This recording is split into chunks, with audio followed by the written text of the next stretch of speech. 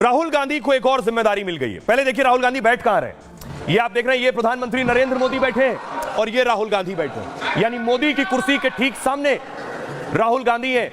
Speaker बीच में नजर आ रहे हैं। आप देखिए जरा ध्यान से कि बीच में स्पीकर, एक तरफ प्रधानमंत्री मोदी, उनके बगल में राजनाथ सिंह, फिर अमित शाह, फिर नितिन गडकरी साहब और शिवराज सिंह चौहान। उसके ठीक सामने देखिए राहुल गांधी, उनके बगल में अयोध्या के सांसद अवधेश प्रसाद और फिर अखिलेश यादव। यह है संसद के अंदर की जहां राहुल गांधी बैठ रहे हैं। लेकिन राहुल गांधी नेता विपक्ष भी हो गए लोकसभा में। राहुल गांधी की पोजीशन क्या है यह मैं आपको बताऊं कि राहुल गांधी दरअसल अब एलओपी हो गए, लोकसभा में नेता विपक्ष बन गए हैं राहुल। लेकिन मैं अब आपको बताऊं, यह आप देख रहे हैं, अब मोदी के सामने राहुल बैठे हैं। राहुल का बैठना जो है वो मैं आपको दिखा रहा हूं। 10 साल बाद कांग्रेस को नेता विपक्ष का पद मिला है। 10 साल बाद 2014-2019 में कांग्रेस 10% वोट हासिल नहीं कर पाई थी और इस बार कांग्रेस को 99 सीटें मिली हैं इस बार। इसके बाद नेता विपक्ष को लेकर अटकलें थी। लोकसभा सत्र शुरू होने के बाद कांग्रेस ने इसका ऐलान किया बाकायदा। राजीव गांधी, सोनिया गांधी के बाद राहुल नेता प्रतिपक्ष बने। गांधी परिवार से नेता विपक्ष बनने वाले राहुल गांधी तीसरे शख्स हैं, यानी राजीव गांधी, सोनिया गांधी और अब राहुल गांधी जो लीडर ऑफ अपोजिशन बने लोकसभा में। राहुल गांधी को कैबिनेट मंत्री का दर्जा प्राप्त होगा। राहुल को पहली बार कोई संवैधानिक पद मिला है, इससे पहले किसी संवैधानिक पद पर नहीं रहे। नेता विपक्ष के साथ राहुल की जिम्मेदारी भी बढ़ेगी। नेता विपक्ष बनने के साथ राहुल कई पैनल में शामिल होंगे, चयन के पैनल में, जिसमें लोकपाल, सीबीआई प्रमुख, मुख्य चुनाव आयुक्त चुनने वाली टीम में राहुल रहेंगे। चुनाव आयुक्तों, सीवीसी, केंद्रीय सूचना आयोग के पैनल में भी राहुल होंगे। मानवाधिकार आयोग अध्यक्ष के चयन में भी उनकी भूमिका रहेगी। प्रधानमंत्री इन सभी पैनल के प्रमुख होते हैं। प्रोटोकॉल लिस्ट में राहुल की स्थिति बढ़ेगी। भविष्य में विपक्ष के प्रधानमंत्री उम्मीदवार के स्वाभाविक दावेदार भी राहुल हो सकते हैं। 2004 में राहुल ने पहली बार अमेठी से चुनाव लड़ा था और कैबिनेट मंत्री की रैंक के साथ उच्च स्तर की सुरक्षा भी राहुल को मिलेगी। कैबिनेट मंत्री की तरह सरकारी सचिवालय में एक दफ्तर मिलेगा। राहुल को वेतन और भत्ते मिलाकर 3,30,000 रुपए मिलेंगे। एक सांसद के वेतन के करीब 1 लाख रुपए ज्यादा उससे। अब आपको सुनवाता हूं दिलचस्प लोगों के बयान।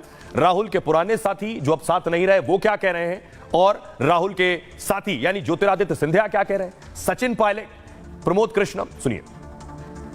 लोकसभा के विपक्ष का नेता राहुल गांधी को चुन लिया। अब वो उनका काम है भाई, उस पर हम लोग क्या कहेंगे।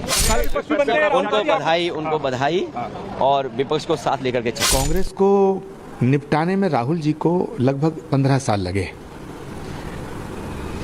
पूरे विपक्ष को निपटाने में उन्हें कितना समय लगेगा ये वक्त बताएगा। कांग्रेस को बर्बाद करने का, वो कांग्रेस को खत्म करने का वो काम राहुल जी ने बड़ी जल्दी कर दिया।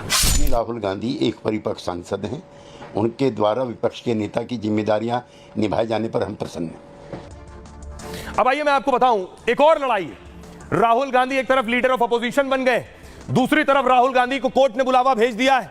राहुल गांधी को कोर्ट ने बुलाया है, दरअसल उन्होंने अमित शाह के खिलाफ एक टिप्पणी की थी, जिसके बाद अब उन्हें कोर्ट में हाजिर होना होगा। देखिए, कोर्ट सुल्तानपुर का कोर्ट है। अमित शाह के खिलाफ बयान को लेकर राहुल गांधी मुश्किल में। सुल्तानपुर की एमपी एमएलए कोर्ट ने उन्हें तलब कर लिया है, हाजिर होइए आकर। और दिलचस्प देखिए तलब किस दिन किया है, 2 जुलाई को राहुल को अदालत में पेश होना होगा। 2 जुलाई को ही राष्ट्रपति के अभिभाषण पर पीएम मोदी लोकसभा में बोलेंगे। इस मामले में 20 फरवरी से राहुल गांधी जमानत पर हैं। करीब 6 साल पहले कर्नाटक विधानसभा चुनाव प्रचार का यह मामला है। तब राहुल गांधी ने अमित शाह पर एक आपत्तिजनक टिप्पणी की थी। 15 जुलाई 2018 को राहुल गांधी ने बयान दिया था, बीजेपी ईमानदार और स्वच्छ राजनीति में विश्वास करने का दावा करती है, लेकिन पार्टी का एक अध्यक्ष हत्या के मामले में आरोपी है। यह राहुल का बयान था। तब अमित शाह बीजेपी के अध्यक्ष हुआ करते थे। राहुल ने यह टिप्पणी मुंबई की स्पेशल सीबीआई कोर्ट के फैसले के बाद दी थी। कोर्ट ने अमित शाह को 2005 फर्जी एनकाउंटर केस में बरी कर दिया था। 2005 में एनकाउंटर के समय अमित शाह गुजरात के गृह मंत्री थे। राहुल के खिलाफ 4 अगस्त 2018 को शिकायत दर्ज की गई थी। इसमें राहुल आरोपी हैं। इसी में कोर्ट ने राहुल को तलब किया है। सुनिए जरा क्या कुछ कह रहे हैं लॉयर संतोष पांडे। कॉन्फ्रेंस में माननीय गृह मंत्री अमित शाह जी पर टिप्पणी किया था। डिस्ट्रिक्ट कोऑपरेटिव चेयरमैन द्वारा मानहानि का मुकदमा दायर किया गया था। उसमें माननीय राहुल गांधी जी का मुकदमा एमपी एमएलए कोर्ट में लगा था। हमने उस पर लिखित ऑब्जेक्शन दिया और बहस किया कि ये ना तो वादी है, ना अभियुक्त है, ना गवाह है और ना पीड़ित पक्षकार है। लिहाजा ये किसी कीमत पर पक्षकार नहीं बन सकते। हमारी बातों को कंसीडर करते हुए माननीय न्यायालय ने। आइए अब आगे चलते हैं और आपको बताने जा रहे हैं, कल असदुद्दीन ओवैसी ने एक बयान दिया था। अब वो बयान उनके गले की हड्डी बन गया है। असदुद्दीन ओवैसी के बयान के बाद नारायण राणे के सुपुत्र नीतीश राणे कह रहे हैं कि इनकी जुबान काट लो। इसके अलावा असदुद्दीन ओवैसी की सांसदी चली जाए, इसके लिए कोर्ट से लेकर राष्ट्रपति तक गुहार लगाई जा रही है कि असदुद्दीन ओवैसी ने जय फिलिस्तीन का नारा लगाया था, अब जय फिलिस्तीन का नारा उनकी संसद की सदस्यता भी ले सकता है। देखिए रिपोर्ट। जय भीम, जय मीम, जय तेलंगाना।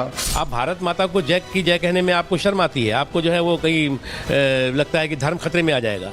मैंने माननीय राष्ट्रपति महोदया को कल रात में पिटीशन भेजी है और मांग की है कि 103 के तहत कार्रवाई करते हुए इलेक्शन कमीशन रिपोर्ट मंगा ली जाए और इनको जल्दी जल्दी अयोग्य घोषित किया जाए। क्या ओवैसी की सदस्यता जाएगी? क्या ओवैसी अपनी हरकत पर देश से माफी मांगेंगे? ये तमाम सवाल इसलिए उठ रहे हैं क्योंकि ओवैसी ने संसदीय इतिहास में जो किया वो अब तक किसी ने नहीं किया। संसद में शपथ के दौरान ओवैसी के जय फिलिस्तीन के इसी नारे पर उनकी सदस्यता खतरे में है।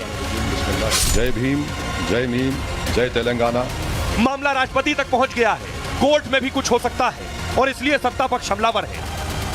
उन पर कानूनी कार्रवाई होनी चाहिए। वो देश को सीरिया बना देना चाहते हैं। भारत माता को जय नहीं बोलते, मगर फालिस्तीना को जय बोलना ये गलत है। कैसा खिलाफ है? कैसा खिलाफ है? कैसा खिलाफ है बताइए, बताओ कौन सा संविधान का प्रोविजन है? इसको रिकॉर्ड से हटाना। छोड़िए, नाम बोलने का बोल दिया, अब क्या है? आपने जो शब्द कहे थे उसको लेकर के वो लोग आपत्ति जताते करा रहे हैं कि जय। अब हम उनके खुश करने के लिए क्यों बोलेंगे? बीजेपी विधायक नीतीश राणे ने आपत्तिजनक बयान दे दिया। उन्होंने ओवैसी की जुबान काटने वाले को इनाम का ऐलान कर दिया। अशा ओवैसीची जीभ छाटून खरं म्हणतो भर चौकात त्याला उभं करायला पाहिजे आणि हे कोण अगर छाटणार असेल तर त्यांनी माझ्याकडे यावं आणि पारितोषिक घेऊन जावं। और आइए अब मैं आपको बताऊं मैं क्यों कह रहा हूं असदुद्दीन ओवैसी की सांसदी जा सकती है। कौन सा वो नियम है जिसके बाद असदुद्दीन ओवैसी संसद के सदस्य हो सकता न रह जाए। ये आप देख रहे हैं हरिशंकर जैन है, विष्णु शंकर जैन के पिता। सुप्रीम कोर्ट के वकील ओवैसी के जय फिलिस्तीन नारे से देश में बवाल खड़ा हो गया है। ओवैसी की सांसदी खत्म करने की जोरदार मांग हो रही। सुप्रीम कोर्ट के कई नामी गिरामी वकील राष्ट्रपति के पास पहुंच गए। ओवैसी की संसद सदस्यता खत्म हो, उन्होंने दूसरे देश के प्रति आस्था जताई है। इस बारे में राष्ट्रपति मुर्मू से शिकायत की गई है।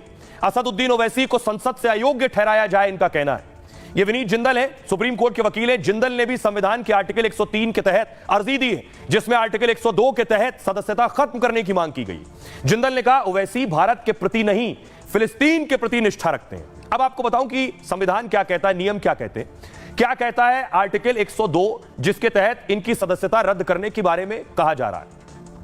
आर्टिकल 102 संसद सदस्यता को लेकर है। आर्टिकल 102 में जिक्र है, 102 में इसके लिए 5 प्रावधान है। इसमें से जो चौथा प्रावधान है 102 में, जिसमें विदेशी राज्य के प्रति निष्ठा पर कार्रवाई का जिक्र है, इसमें साफ साफ कहा गया है किसी विदेशी राज्य के प्रति निष्ठा या आस्था पर संसद की सदस्यता जा सकती है।